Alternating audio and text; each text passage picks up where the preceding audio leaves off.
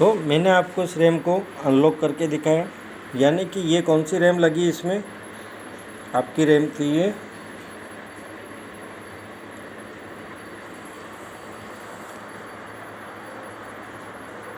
2 GB DDR2। अब मैं, क्योंकि दोनों में ही एक कट होता है, लेकिन दोनों ही इनकी पिनें भी सेम है। 240 पिन की ये रैम है और 240 पिन की ये रैम है, लेकिन डिफरेंस दोनों में इस कट का होता है। और इसी प्रकार कट आपको देख के लगाना है, कोई गलत रैम ना दे दे, और इसे प्रॉपर ढंग से हमें लॉक करना है।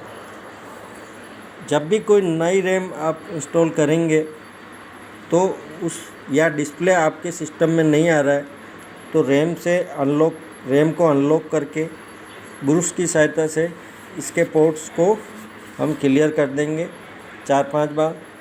उसमें कुछ ब्लोवर चलाना हो तो वो भी चला सकते हैं, जिसे हॉट गन कहते हैं। उसके बाद उसी रैम को लगाकर आप डिस्प्ले के लिए ट्राई करेंगे, फिर भी नहीं आता है तो एक नई रैम आपको लगाना होगा, वो भी आपको मेमोरी स्लॉट्स के अनुसार। अब मैं इसकी जगह कोशिश करता हूँ एक DDR3 रैम लगाने की। तो ये लगती है नहीं लगती है, तो यहाँ देखेंगे कि कट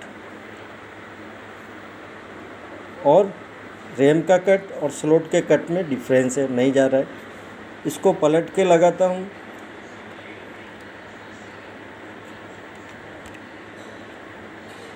तो भी डिफरेंस आ रहा है, यानी कि अभी देखें तो ये डिफरेंस आ रहा है। इस प्रकार से कट में डिफरेंस होने के कारण पहली बात तो रैम लगेगी नहीं।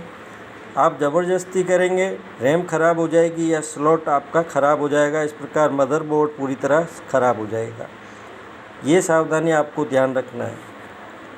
रैम जब भी नहीं लगाएंगे तो पहला तो आप क्लीन करेंगे मेमोरी स्लॉट को, दूसरा FSB चेक करेंगे। अगर FSB आपकी प्रॉपर नहीं है तो कई बार डिस्प्ले नहीं आता है। आप नई रैम भी लाएंगे, कहेंगे सर रैम तो नहीं लगा दी लेकिन चला नहीं वो, तो FSB के कारण नहीं चलता है, डिस्प्ले नहीं आएगा। तीसरा पॉइंट है प्रॉपर फिटिंग। चेक क्या करना है आपको, प्रॉपर लॉक अनलॉक हुआ या नहीं, इसको चेक करना है और फिट करना है। कई बार मॉइस्चर्स के कारण बारिश के दिनों में भी ये प्रॉब्लम होती है। फोर्थ है रैम और रैम कैपेसिटी। आप कोई भी मदरबोर्ड में हर किसी प्रकार की कैपेसिटी की रैम नहीं लगा सकते हैं, क्योंकि वो बायोस को सपोर्ट करती है, रोम के अकॉर्डिंग होती है, बोर्ड की डिज़ाइन के अनुसार रैम लगाई जाती है।